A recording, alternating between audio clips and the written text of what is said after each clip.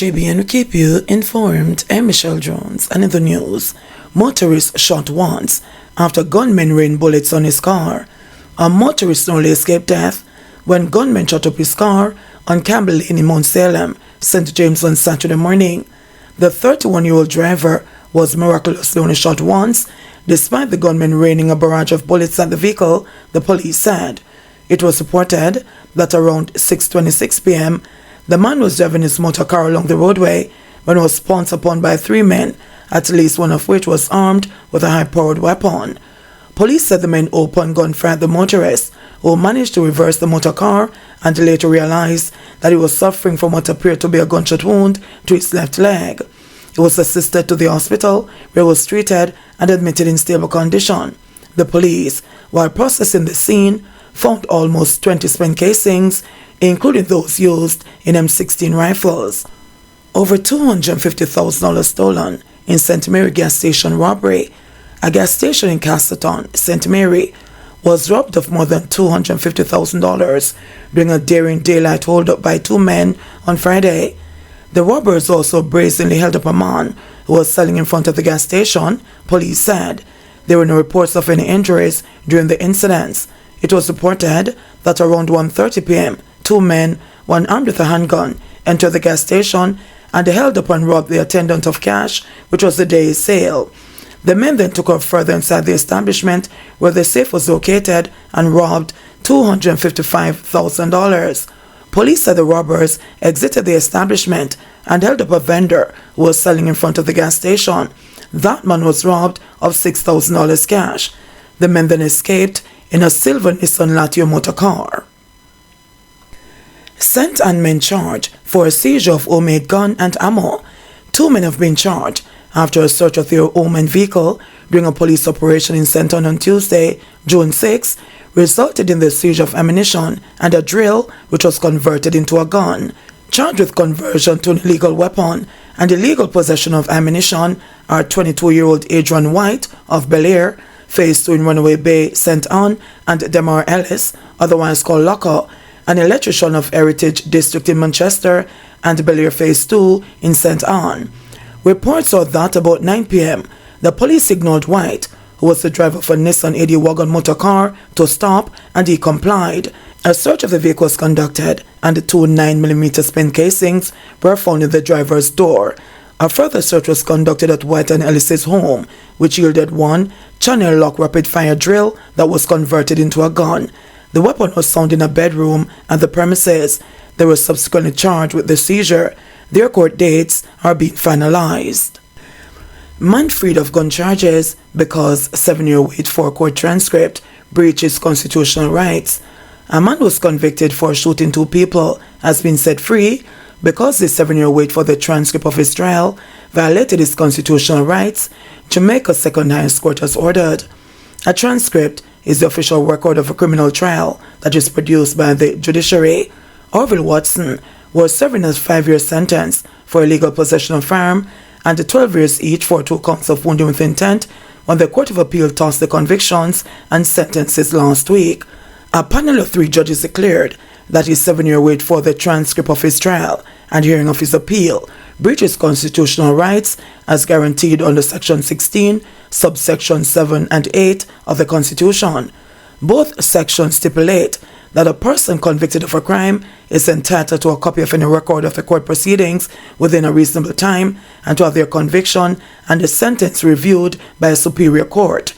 As redress for those breaches of the appellant's constitutional rights in these circumstances, the convictions are quashed, the sentences are set aside, and a judgment and verdict of acquittal is ordered for each count on the indictment the judges ordered.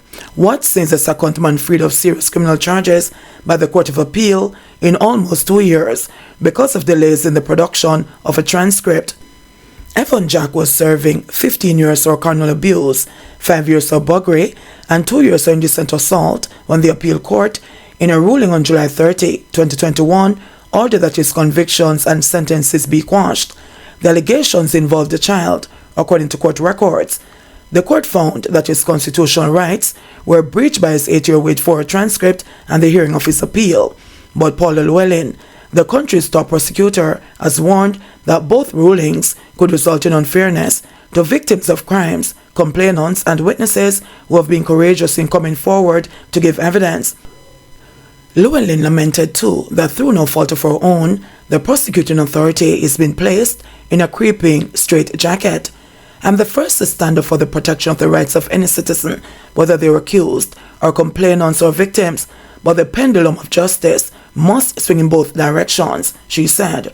Approximately 165 transcripts are currently outstanding, the Court Administration Division, CAD, disclosed on Friday. That's a near 50% reduction from the 311 transcripts that were outstanding for the period 2016 to February 2022. Llewellyn, the Director of Public Prosecutions, said her office now has less room to fight convictions that are the subject of appeals, but I'm not somebody who gives up. Whatever wiggle room we have, we'll make the best of it so that justice can be done, she said. Llewellyn said her office will have to look at each case on their peculiar facts and the prevailing case law to see how best to pivot, if possible, in the circumstances in the interest of justice. But there's an elephant in the room, and I believe the authorities who are responsible for transcribing the transcripts need in some sort of accountability to the public and other stakeholders to indicate what is the problem, what is causing it, and what is being done to remedy the situation, the DPP charged. Justice Minister Delroy Chuck said his understanding is that there is and has been a shortage of shorthand writers required in the Supreme Court and circuit courts across the island. These writers do not get the time to produce the transcripts, Chuck said, adding that Chief Justice Brian Sykes and CAD are strategizing to bring the backlog up to date. Senton laborer charged after Brownstown Market shooting. A Senton laborer was charged after he reportedly shot and injured two men in the Brownstown Market on Saturday, May 6, 2023. Charged with 2 counts of wounding with intent, illegal possession of firearm, and illegal possession of ammunition is 30-year-old Veronda Brown of Sturgestown in St. Ann. Reports are that about 6:30 a.m., Brown entered the market with a gun and opened gunfire hitting the two. Reports are that about 6:30 a.m., Brown entered the market with a gun and opened gunfire, hitting 2 men multiple times. The police were alerted, and the men were transported to hospital where they were admitted. An investigation was launched and Brown was arrested. He was charged following a question and answer interview. His court date is being finalized. Chang says death of 8-year-old a tragedy, extreme act of brutality. Deputy Prime Minister and the Minister of National Security, Dr. HORACE CHANG, along with the Police Commissioner, Major General Anthony Anderson, and representatives of the Jamaica Constabulary Force Chaplaincy Unit, visited the family of Daniel Rowe on Sunday to show support following the death of the 8-year-old in hospital. Daniel was abducted from school in Portmore, St. Catherine last Thursday and was later thrown from a car with her throat slashed in Vineyard Town, St. Andrew. Passers-by reportedly found the girl and took her to the hospital, where she was undergoing treatment before succumbing to her injuries on Saturday. Minister Chang stated that all elements of the police are involved in tracking down those responsible for the young girl's death.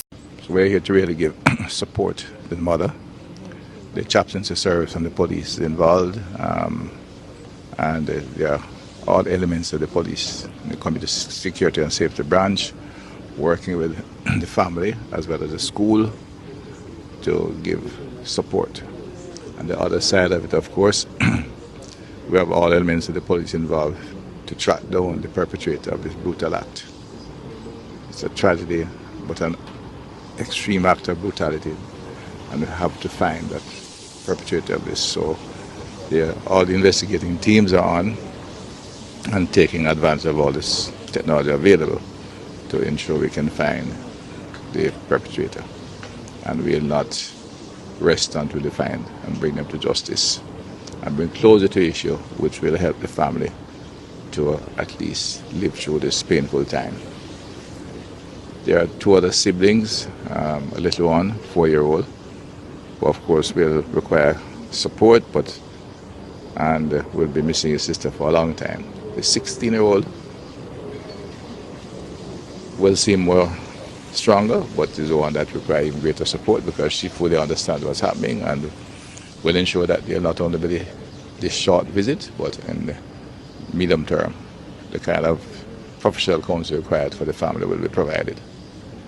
I think the elements of the chaplain service will be going to the school and working with the school as well. It's a primary school, so the entire school is feeling the pain and hurting. We're going to work and do whatever is required to give support and find the perpetrator.